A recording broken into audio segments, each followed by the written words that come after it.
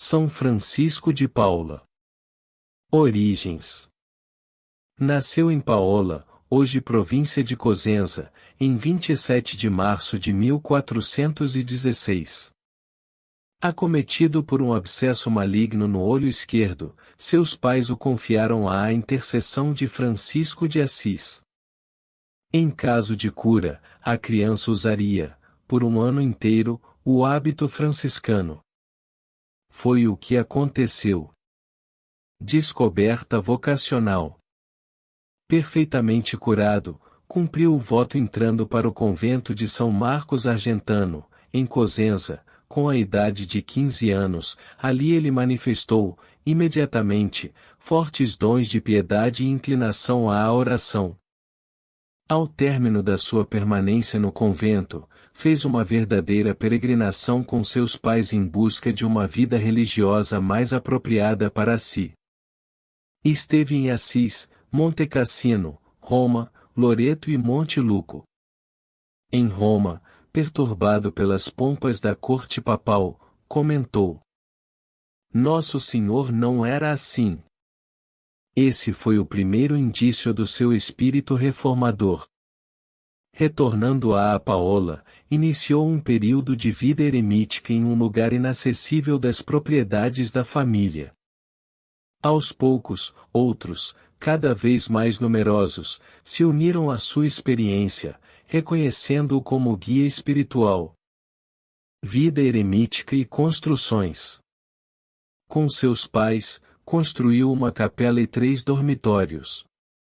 Em 1452, conseguiu a aprovação diocesana e a permissão para instituir um oratório, um mosteiro e uma igreja. Os próprios nobres da cidade de Paola, entusiasmados pela experiência de Francisco, contribuíram, como simples operários, para a conclusão das obras. São Francisco de Paula. Padroeiro da Calábria, Itália, e da cidade de Pelotas. Aprovações papais. A fama da santidade de Francisco de Paula espalhou-se rapidamente. Em 1467, o Papa Paulo II enviou a Paola um emissário para saber notícias do eremita. Depois de apresentar uma relação positiva sobre o mosteiro, o próprio legado pontifício decidiu aderir à comunidade. Fundador. Em 17 de maio de 1474, o Papa Sisto IV reconheceu, oficialmente, a nova ordem, que recebeu o nome de Congregação Paulina dos Eremitas de São Francisco de Assis. O reconhecimento da regra, com o nome atual da Ordem dos Mínimos, ocorreu com o Papa Alexandre VI. Nessa nova ordem, acrescentou aos 3 votos oficiais da Igreja, o 4º voto que seria o do jejum quaresmal.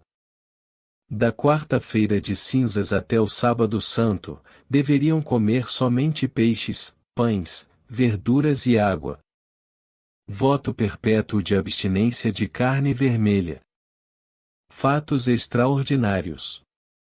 Amado e procurado como guia espiritual, Francisco também era considerado a única autoridade, capaz de se opor aos abusos da corte aragonesa no reino de Nápoles, colocando-se ao lado dos pobres.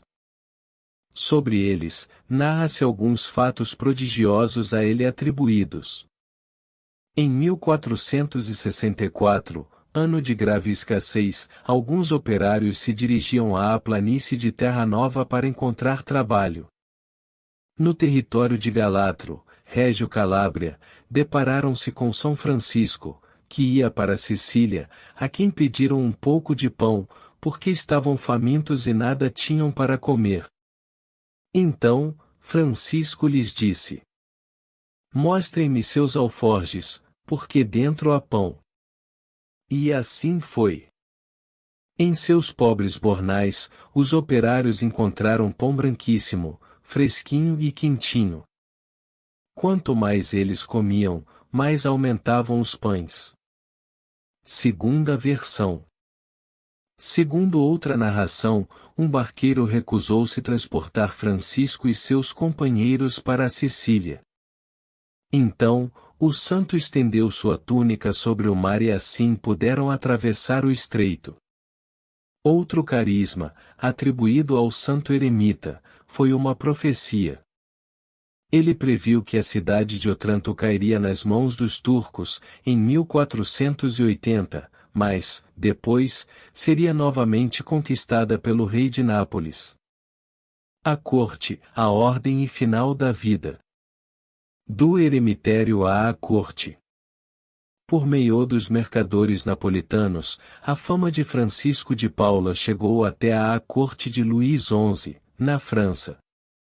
Enfermo, o rei pediu ao Papa Sisto IV para mandar o eremita ir ter com ele em seu leito. Tanto o Papa como o rei de Nápoles notaram neste convite a possibilidade de vantagens políticas. Francisco, no entanto, obedeceu, com um pouco de desprazer, ao pedido do Papa, pois ele estava acostumado a seu eremitério e não se adaptaria facilmente à vida de corte. À sua chegada, o rei Luís XI ajoelhou-se aos seus pés, mas nunca recobrou sua saúde. Porém, a presença do eremita na corte contribuiu para melhorar as relações entre o papado e a monarquia francesa. Ali, Francisco manteve encontros com pessoas simples, mas também com acadêmicos em busca de um guia espiritual. Crescimento da ordem.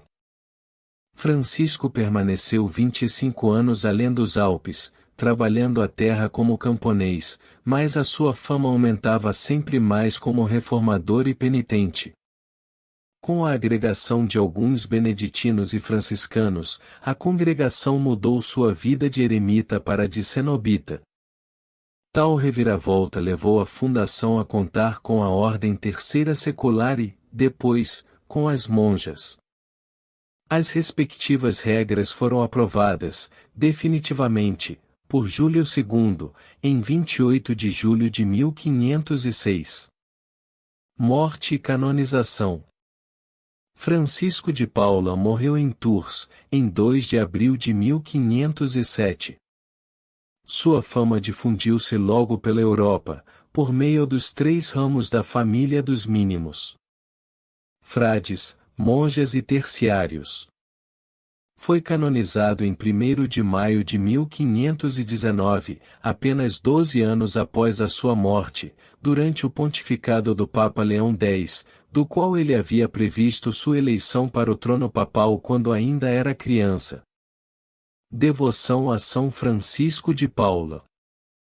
Catedral Metropolitana de São Francisco de Paula na cidade de Pelotas.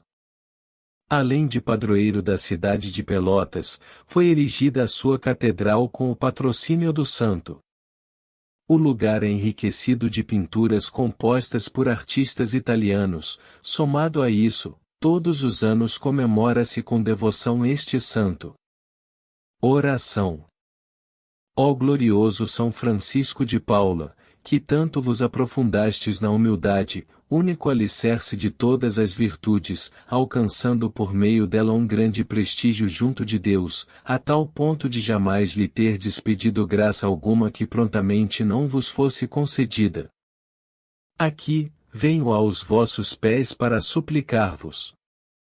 Extinga do meu coração todo afeto de soberba, de vaidade e, em seu lugar, floresçam os preciosos frutos da humildade, para que possa ser verdadeiro devoto e imitador vosso, e merecer o grande patrocínio que de vossa eficaz intercessão espero. Rogo, para alcançar de Deus a graça de que tanto necessito, desde que não seja contra a vontade do Altíssimo. Amém.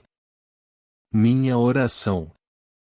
Ó Francisco, grande milagreiro e exemplo de vida devota, ajudai-nos a viver uma vida profundamente piedosa. Ensina-nos o caminho da penitência e da pobreza que me cabe, mas sobretudo o amor e a santidade. São Francisco de Paula. Rogai por nós.